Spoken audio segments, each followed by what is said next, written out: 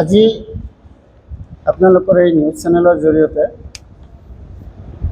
মই কিছু কথা অৱগত কৰাৰ কাৰণে মনস্থিৰ কৰিছোঁ। আপোনালোকে হয়তোবা শুনা পাইছে, যোৱা 6 তাৰিখে কোকৰাঝাৰৰ আমাৰ BTRৰ যি পৰিষদীয় নিৰ্বাচন, সেই নিৰ্বাচনত কোকৰাঝাৰ জিলাৰ অন্তৰ্গত গুমা পৰিষদীয় সমষ্টিৰ পৰা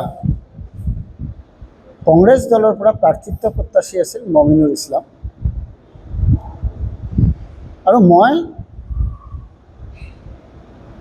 কোকৰাঝাৰৰ এনে সিনিয়ৰ অবজাৰ্ভাৰ আৰু গুমা আৰু শ্ৰীৰামপুৰ সমষ্টিৰ মই কংগ্ৰেছ দলৰ পৰা নিযুক্তি প্ৰদান কৰা মই আছিলোঁ অবজাৰ্ভাৰ। বহুত দুখৰ কথা যে কংগ্ৰেছ দলৰ এটা নিয়মৰ আধাৰত সিলেকশ্যন এটা কমিটি থাকে, কমিটিয়ে সিদ্ধান্ত কৰি প্ৰাৰ্থীবিলাক চূড়ান্ত কৰে। কিন্তু মমিনুল ইছলাম ডাঙৰীয়া ex-MCLA এইজন প্ৰাৰ্থিত্ব প্ৰত্যাশীয়ে টিকটটো নাপায়। মোৰ ওপৰত এটা মিছা অভিযোগ আনিছে। তাৰ নিজা বাসভৱনত মিডিয়াৰ জৰিয়তে মই তাৰ পৰা 10 লাখ টকা বিচৰা বুলি অভিযোগ কৰি ছ'চিয়েল মিডিয়াত এটা বিবৃতি দিছে। মই তাৰ পৰা কেতিয়াও তেনেকুৱা আলোচনাও হোৱা নাই আৰু তাৰ পৰা মই কেতিয়াও পইচাও বিচৰা নাই। আমি অবজাৰ্ভাৰ হিচাপে আমাৰ এটা নিৰপেক্ষ ৰিপৰ্ট দিব লাগে, সেইখিনি ৰিপৰ্ট আমি ঊৰ্ধ্বতন কৰ্তৃপক্ষলৈ আমি জমা দিছিলোঁ। ঠিক তেনেকুৱা আমাৰ PCC অবজাৰ্ভাৰ আছে আৰু জিলা কংগ্ৰেছৰ অবজাৰ্ভেশ্যন আছে, লগতে ইনচাৰ্জ জেনেৰেল ছেক্ৰেটাৰীৰ অবজাৰ্ভেশ্যন থাকে আৰু তাৰ ওপৰত আমাৰ অসম প্ৰদেশ কংগ্ৰেছ কমিটিৰ পৰা এটা ছাৰ্ভে থাকে। তাৰ ওপৰত বেছ কৰি চিলেকশ্যন কমিটিয়ে প্ৰাৰ্থিত্ব প্ৰদান কৰে। তো এইজন প্ৰাৰ্থিত্ব প্ৰত্যাশীয়ে মোৰ ওপৰত মিছা অভিযোগ আনিলে। তাৰ কাৰণে জনমানসত মই হেয় প্ৰতিপন্ন হ'লোঁ। আৰু এইজন ব্যক্তি যে কেনেকুৱা কংগ্ৰেছ কৰে এইটো আপোনালোকৰ জৰিয়তে যদি মই নকওঁ তেনেহ'লে অসম্পূৰ্ণ হৈ থাকিব।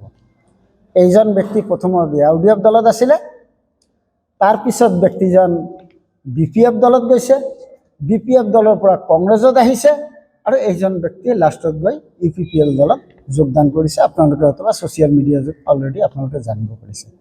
তো মই আপোনালোকৰ জৰিয়তে এইখিনি ক'ব বিচাৰিছোঁ, এই যে কপিটো মই আজি লিগেল নটিচ তালৈ প্ৰেৰণ কৰিলোঁ। 7 দিনৰ ভিতৰত যদি মমিনুল ইছলামে চেম মিডিয়াত এপলজি নোখোজে তেনেহ'লে মই তাৰ ওপৰত আমাৰ চিভিল আৰু ক্ৰিমিনেল দুটা কেছে মই কৰাৰ কাৰণে বাধ্য হ'ম। কাৰণ তাৰ ষ্টেটমেণ্টৰ কাৰণে, মিছা ষ্টেটমেণ্টৰ কাৰণে মই ৰাজনৈতিকভাৱে মই ক্ষতিগ্ৰস্ত হ'বলৈ গৈ আছোঁ। এইখিনিৰ কাৰণে মই আজি আপোনালোকৰ মিডিয়াক মাতিছোঁ আৰু অনুৰোধ কৰিছোঁ আৰু তালৈ মই নটিচো প্ৰেৰণ কৰিলোঁ।